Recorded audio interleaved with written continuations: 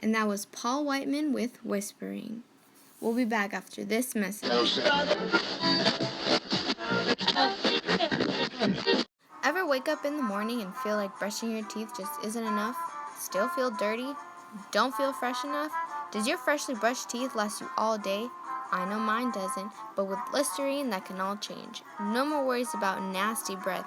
One quick rinse of Listerine after your toothbrush routine and you'll have day-long freshness. With only 79 cents a bottle, you'll have fresh breath and extra money in your pocket. And we're back with Negro News.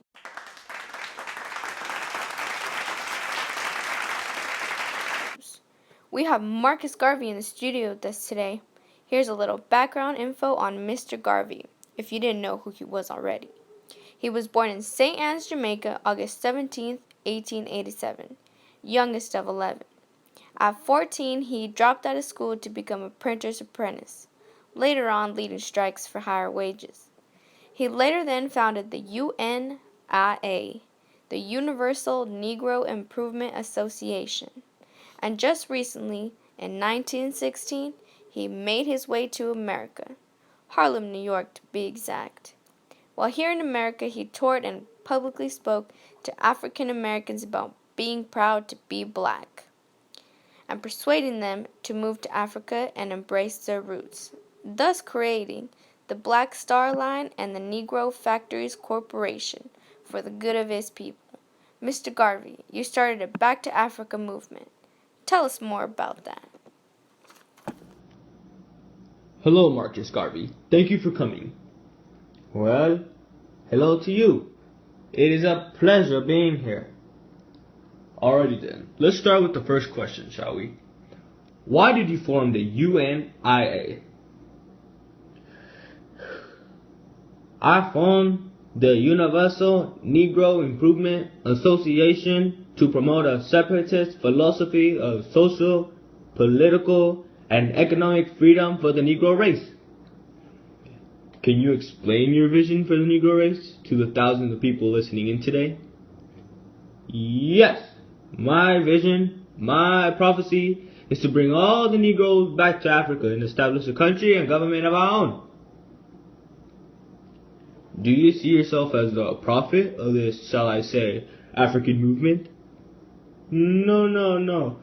I see myself rather as a leader of my Negro race.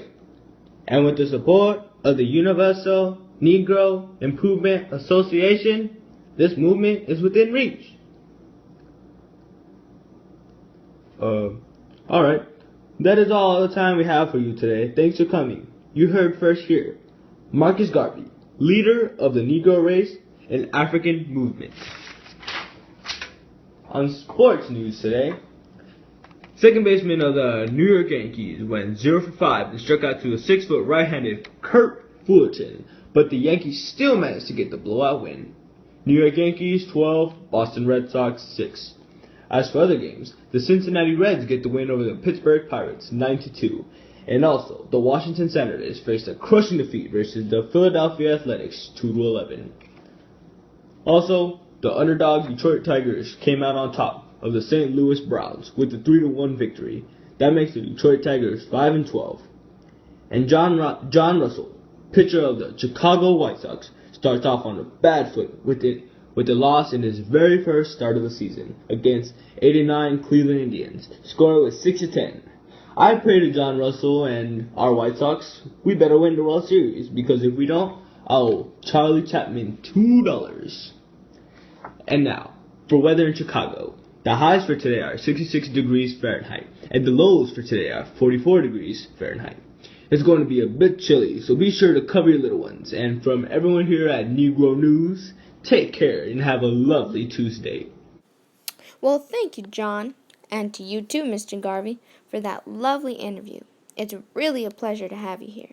Now, in today's widely news, the Commerce Department finally allows radio stations to use 400 M wavelength with the condition of only broadcasting live music.